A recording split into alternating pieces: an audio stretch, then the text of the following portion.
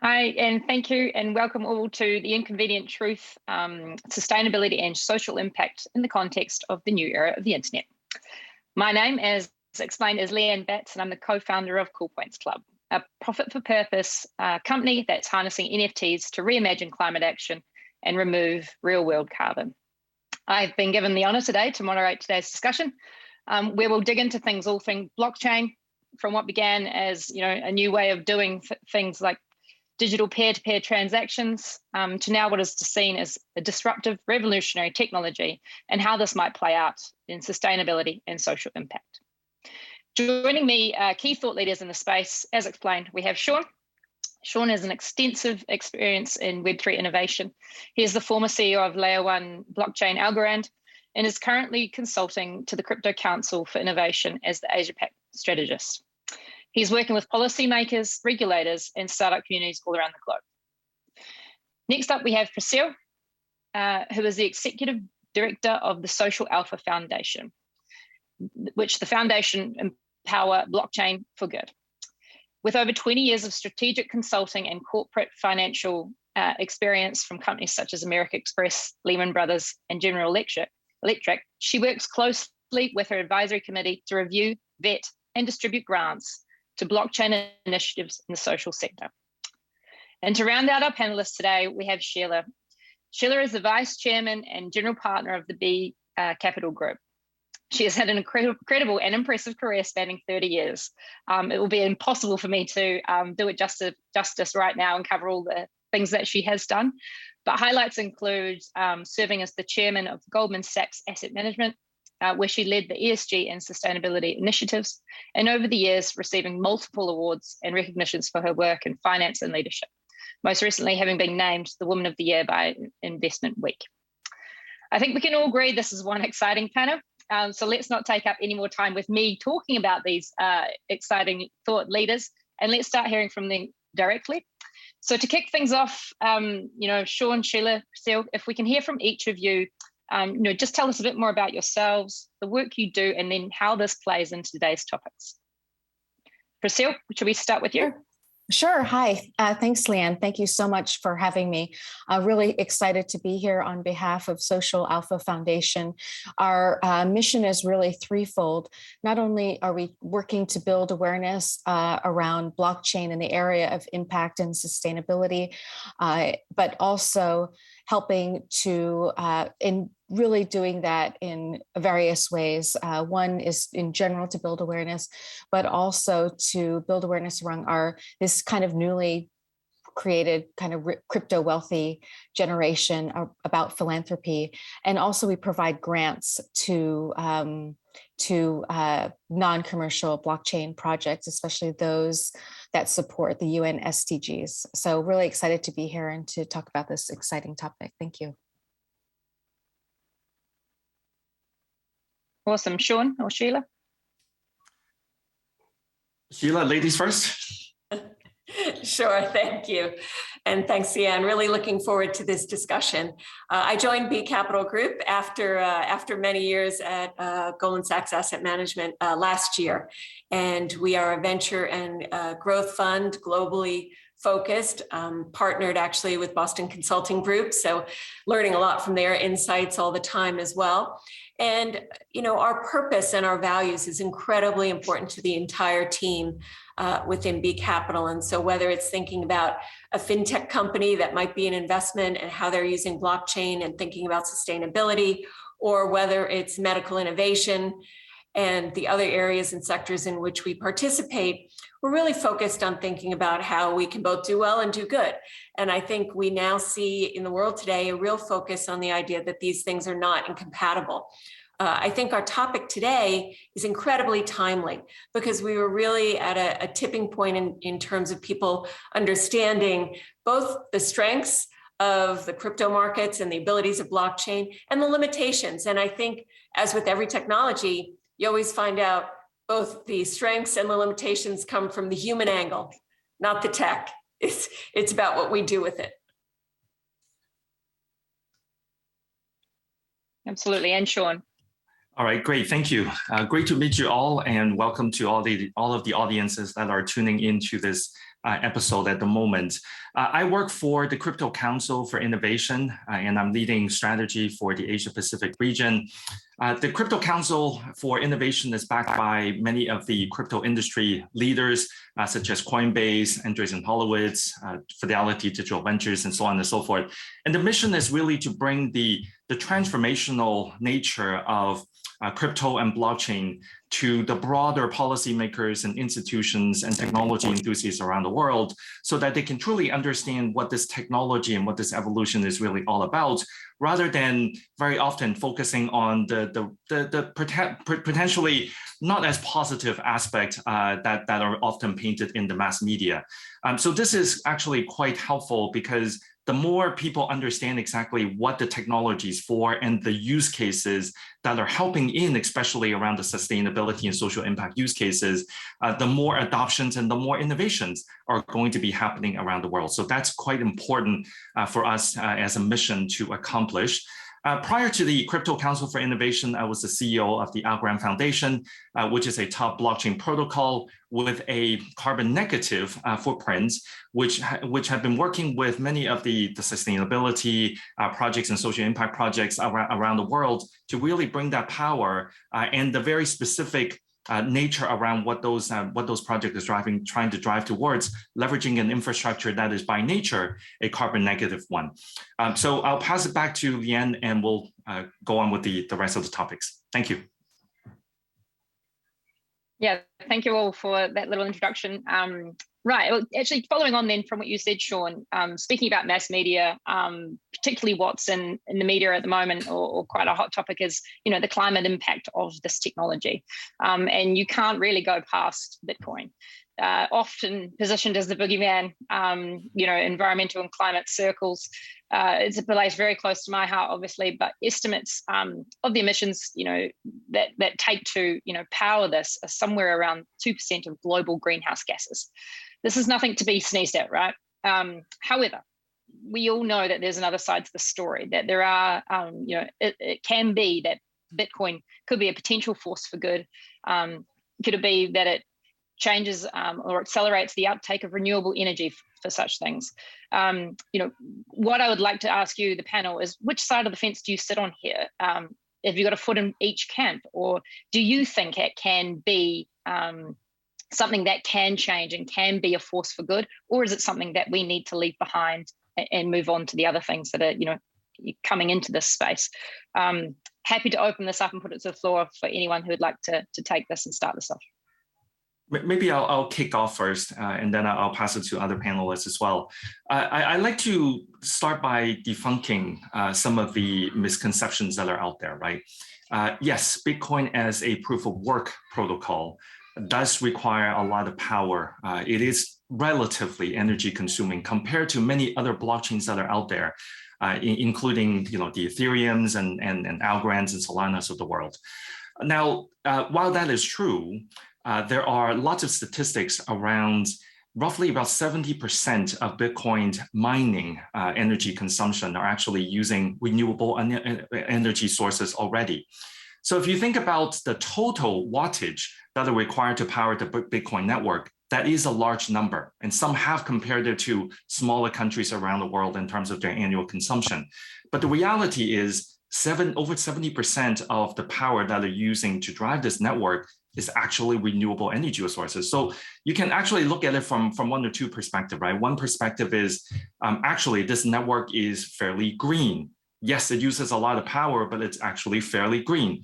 On the other side, well, it's actually using the incentive mechanism of blockchain and crypto to drive more innovation in adoption of renewable energy, and also potentially creating new ways to acquire these renewable energies as well. So I think from that perspective, you almost have to look at it from two sides of it. Purely on the energy consumption side, the number looks large.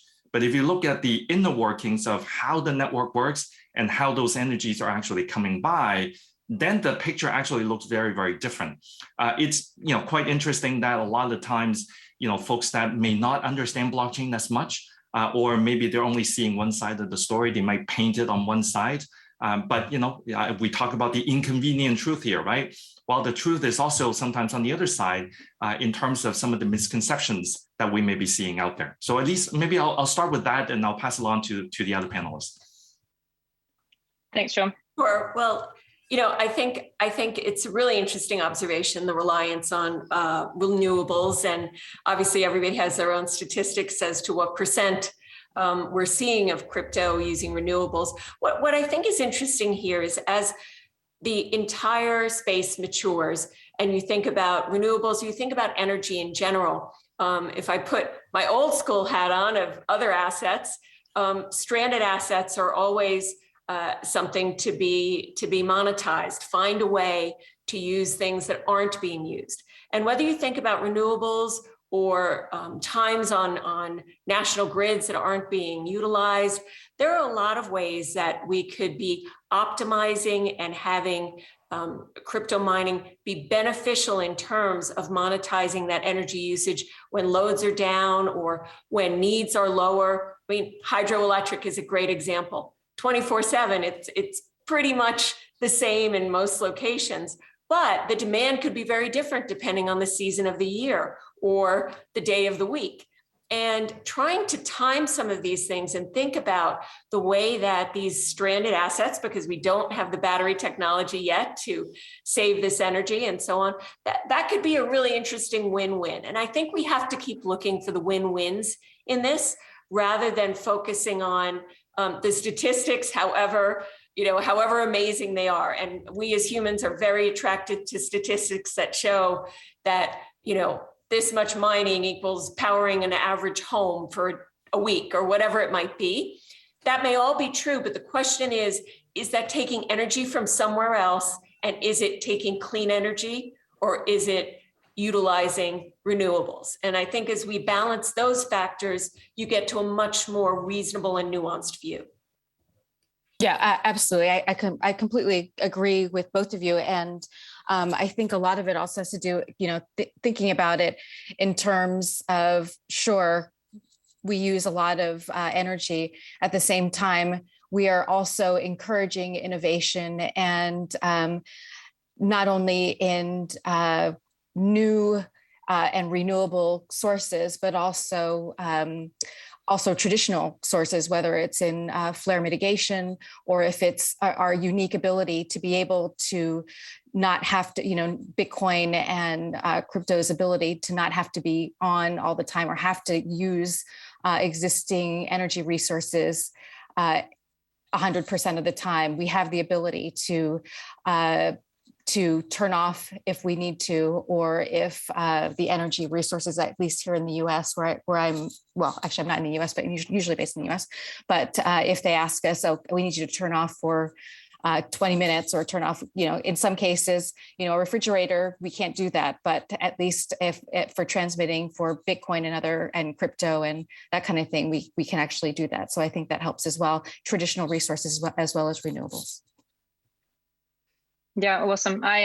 We've had a comment from the audience too that, showing that the public, how crypto can actually benefit sustainability is something that's nearly unspoken and almost, taboo subject. But it doesn't have to be, what we've just kind of, to summarize there, it's about taking the big picture and utilizing things that are stranded assets, incentivizing things, creating win-win situations.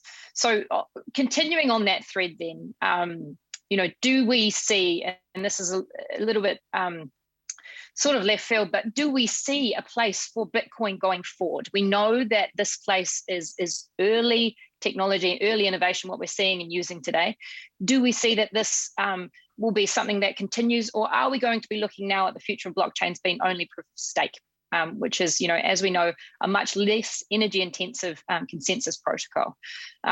Sean, having been CEO at Algorand, the proof of stake layer one, can you start us off with your thoughts here and let us know how you see it playing out? Is it that everything will have to move to this consensus protocol, or what do you think that means?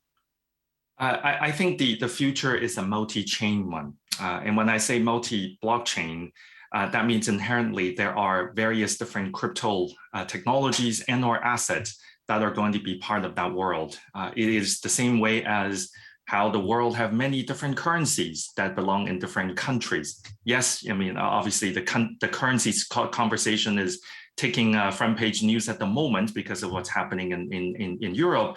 But at the same time, if you think about the notion of democratizing kind of financial inclusion and the various different aspects, having only one asset that takes the majority of the transactional volume and also the hype is probably not a healthy thing to do. So we're already seeing that broadening into various different protocols and or consensus mechanism that allows the blockchain technology and the network itself, one, to be less energy consuming, but at the same time actually provides a lot more capability, both in terms of security, speed, transparency, and various different aspects of the technicality, but also the economic side of it as well. So I think from my perspective, while Bitcoin, it's the largest asset, so naturally it takes people almost look at it as an index, right? It kind of shows the momentum and the sentiment going into the crypto market itself, but that's really only looking at it purely from an asset perspective. We talk about crypto and blockchain as if they're the same thing, but they're not, right? Crypto is the incentive mechanism that sits on top of this technology that is decentralized and that is transparent, and that's the blockchain. So if you combine those two things together, then it actually allows you to start seeing things very, very differently. Right? And whether it is proof of work, proof of stake, I think even on the proof of work side of things, there are lots of technology innovation that's already looking at trying to help the mining aspect and the consensus mechanism to be even more efficient, both in terms of energy consumption and so on. And then, of course, the proof of stake network by nature is fairly close to carbon neutral. In fact, some of the chains like Algorand like I mentioned previously, is going carbon negative as well. So I think the innovation aspect on the technology is quite important, but we cannot forget the fact that these two things are tied together for a reason. This is not just a technology evolution. This is also an economic one as well. And when we talk about sustainability, a lot of time we look at sustainability purely from an environmental standpoint, but we got to look at the human standpoint. There's human sustainability here as well. And the type of use cases that blockchain and crypto projects are enabling from a financial inclusion perspective, from an environmental perspective, I would believe actually far outweighs some of the smaller kind of negativity that may be surrounding the space today. And it's really up to all of us that are in the industries to encourage more development, more innovation, and more thought leadership, so that both from the policymaker all the way down to the technology enthusiasts are able to embrace that and really share that with the rest of the world, so that this adoption would be more broad stream rather than really singularly within a certain community at the moment. Thanks, Sean. Prescille, Sheila, anything to add? Yeah, no, it occurs to me, we, obviously us, when we're in the industry and here at Social Alpha, we kind of promote these types of projects, and how do we think about supporting climate action and some of these other UN SDGs.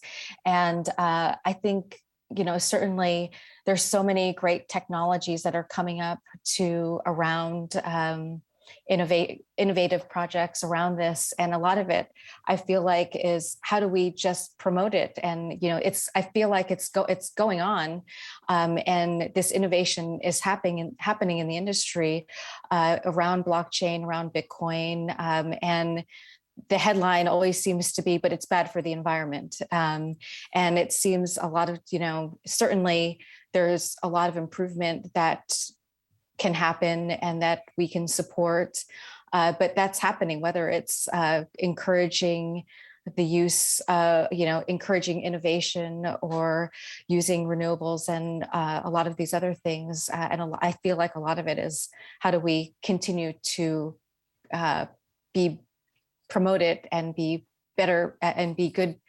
PR representatives of what's already happening in the industry and where we can actually go with it. Yeah, I think the point on being representatives is really important, because as you think about what blockchain offers and what we've seen to date, right? There's actually potentially an incredible and unique social value to the level of transparency that the blockchain applied to multiple situations rather than maybe the public's initial perception via the media of Bitcoin and the like, and how that transparency and traceability can really be of benefit, and whether it's being able to understand energy consumption, being able to understand manipulations in the market, being able to understand who's really keeping their promises to you, or just looking at the traceability of the origins to the delivery of a product. And I think, I'm sure we'll get into lots of examples of these kind of things. But the flip side is, ironically, and this is kind of a dichotomy, and maybe to most people that are listening here, they get it, but I think in the broad context, and particularly what's reported in media, we don't. There's a big dichotomy between this idea of anonymity and transparency. Most things that are transparent aren't anonymous, but there's this perception, probably not completely unwarranted by some of the nefarious ways cryptocurrency has been used, and some of the international actually crime rings that have been broken up using the fact that there's actually traceability and transparency, and that not everybody that's using crypto is as smart technologically as they think. So there's an IP address lingering, or there's a wallet that's a little bit too transparent for their own well-being as a criminal, and they're found, right? And I think that we suffer in our industry in particular, and I mean this finance broadly, not just crypto, of that kind of messaging of when the tools that are meant in general for social good or could be used for social good are used for ills. And at the end of the day, the policing mechanism, our self-policing and our self-focused innovation to bring the good out is really important, or you see public reject technologies that ultimately could be good for society because that kind of a messaging is allowed to continue. The interesting aspect, if I may just very quickly follow, yeah, of course. The interesting aspect is that if you think about just currency in general, the number one currency that are being used for illicit activities is actually not crypto, right? It's the dollar that we all use and love. So it's really about how do we create better protection mechanisms for certain, for the retail token holders and others that are using it. But at the same time, don't let it lean so far into one side of the narrative that you completely see, forget the other side of it. In this part of the world, I live in Hong Kong, but we're in Asia, right? You think about all of the migrant workers that are in this part of the world, and you think about the cross-border payments, remittance use cases that are increasingly leveraging the crypto and blockchain rails rather than traditional financial institutions, payment mechanisms. You think about the benefits that it brings for them, and the timing and the efficiencies that they're able to gain from it. It far outweighs any of the potential negativity that we see, every now and then popping up in the news. So if we're able to really balance those out and really promote, both sides, right? This is you can't lean on one side. You got to promote both sides, and not enough of those stories and narrative and actual use cases are being promoted. If you think about kind of in North America, right, for example, where obviously crypto has had a very long history of being in existence. And by long, I mean, Bitcoin is only 11, 12 years old, right? So it's not that long, but in crypto years, it's very long. And most of the use cases that you hear about it is about asset management. It's about portfolio, it's about investment. So naturally, there's some regulatory concern in that regard. But if you look at how crypto is being used in the rest of the world, in Africa, Latin America, where hyperinflation is happening, currencies are getting devalued all the time, all of a sudden the value of this technology and also the assets that are associated with it becomes much more important, much more profound. But of course, a lot of the media that we look at these days, they don't actually cover too much in those parts of the world. And that's the part where we need to really balance things out. And I think it's really like I said, it's really up to all of us to do so. And that's also one of the reasons why I joined the Crypto Council, as a way to really promote the power and the transformative nature of what it is, all the way up to the policymaker level, if they're willing to listen, right? And if we're able to work with them and kind of balance things out, look, it's really not all that different. This is one technology wave, but all of us have gone through many technology waves before. And usually when the technology comes into existence, a lot of people are going to point fingers at it until it becomes mainstream adoption. And I think we're just going through that same phase right now. I think a great example, because examples always help us make this concrete, is something our partner BCG had worked on with the UN World Food Program, which I know Sean will know all about. But if anybody hasn't heard how they rely on a blockchain-based platform to get cash transfers to refugees, and refugees are on the front page every day with what's going on in the world today, using the blockchain has reduced their transaction fees and costs by 98%, right? That's a 98% reduction in friction that instead can go to people that are suffering some of the worst experiences that we're all just can only try to imagine. We're all very lucky to sit here and have this conversation, but that gives them food security, that lets the UN do its job in supporting them, and that ultimately takes out innumerable intermediaries that would all take their toll across the dozens of bridges to get that money where it's meant to go. And there are so many examples like that, which really need to be associated with the word blockchain. That's not what comes to mind. And we need to change that. Yeah, absolutely. It's interesting, this has been raised a lot already, but it was one of the topics that I wanted to touch on, that the UN states that it's what it sees the most useful aspect of crypto is transparency. For example, putting, humanitarian cash where it actually needs to go. I was going to ask if we agreed or disagreed with that, but what I might ask is that, what else do we see as benefits here in this space, particularly, towards this, obviously the social impact and sustainability point of view? Is it that we can use this technology? An example is building companies. We've seen in the talk prior to us was all around DAOs, or decentralized autonomous organizations. Is that a way that we can bake in good to companies? So there is no company that can flout or go against the rules. There's another example of leveraging crypto or blockchain technology to use private investment. We know that this place brings down the barriers for individuals to get involved. So throwing a lot out there, but I would love to hear what your thoughts are over and above this transparency and ensuring cash goes where it's supposed to go. What else is there that's really going to game change this and make this, that we can change the narrative out there?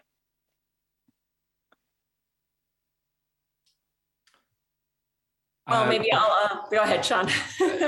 Just very, very quickly, I think definition often helps, as we were doing earlier. So I'm just going to make a very quick point about transparency and what does it really mean when we talk about transparency on a blockchain, because many people may not actually understand what it is.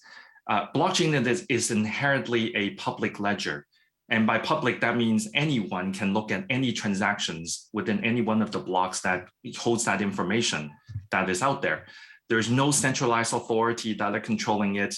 Once it's written onto a blockchain, it's immutable and it's always going to be there.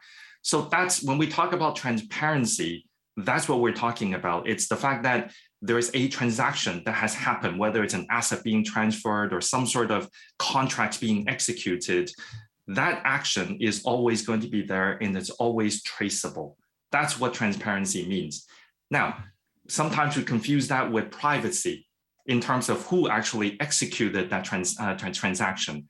And that's where some of the nuances happens, right? Because in blockchain, what actually executed that isn't a person, there's always a person behind it, but it's usually a wallet that's connected to executing that transaction. So there's a wallet address. You can think about it roughly as an IP address in terms of my computer right now connecting to the internet.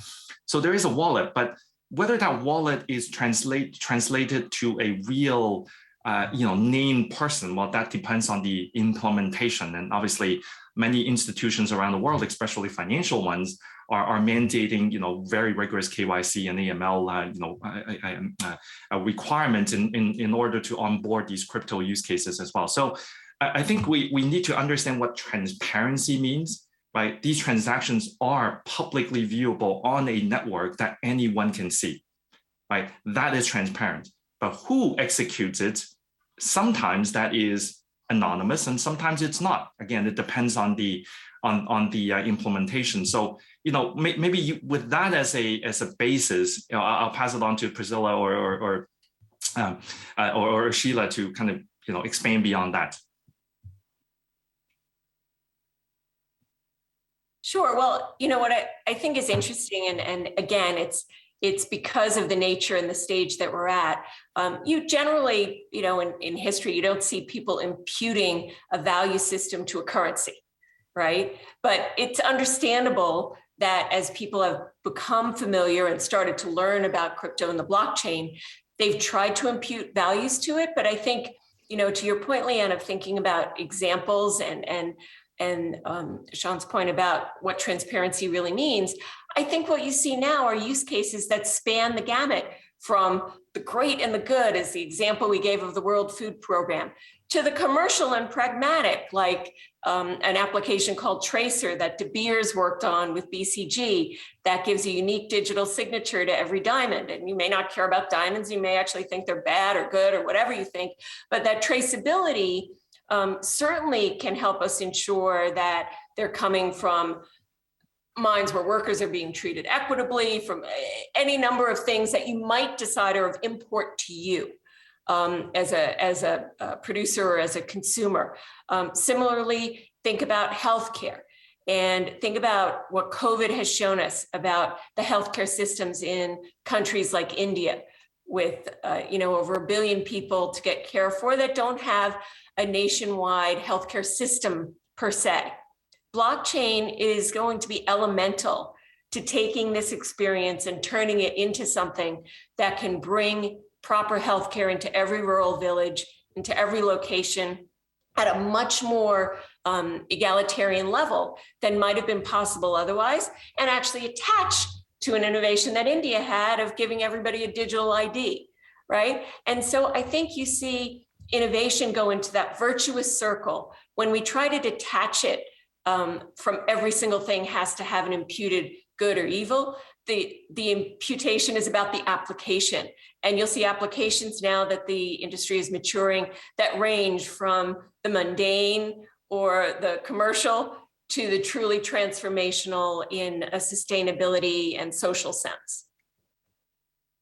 Yeah, this whole idea of traceability and transparency, and the way, when we look at some of the grants that we've given, whether it's to Open Earth and looking at how they're building a technology around carbon accounting and really being able to accurately track how we're thinking about carbon emissions and count it at the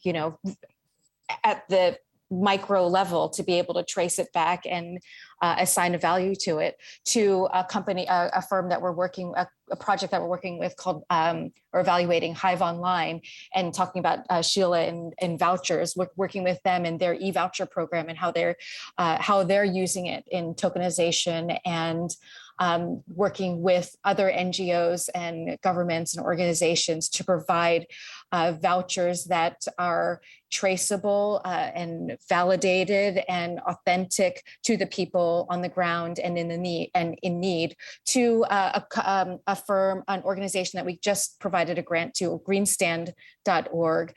And when you think about traceability and authenticity and their work and being able to really track trees. I know we all think about these different tree planting programs, but track trees to the individual level, and not only to be able to track it, but track their growth, and to also be able to provide and support the UN SDG around poverty and support these actual growers through tokenization. So yeah, it's all about how the application of this transparency and these really interesting and unique aspects of the blockchain and cryptocurrency, and how we can use them. And for us at Social Alpha, how we can use them, how we can support projects that use these applications in a really impactful way. Absolutely. Now we are running out and running short of time. But yeah, I think really to kind of sum that up, as I understood it anyway, is it's important to look at the application and both sides of the story. We have this technology there, the power is there. It's neither inherently good nor bad. It's absolutely up to us how we use it, how we apply it, and where we take it from here. Is there anyone, a very quick final statement from any of you before we have to wrap up?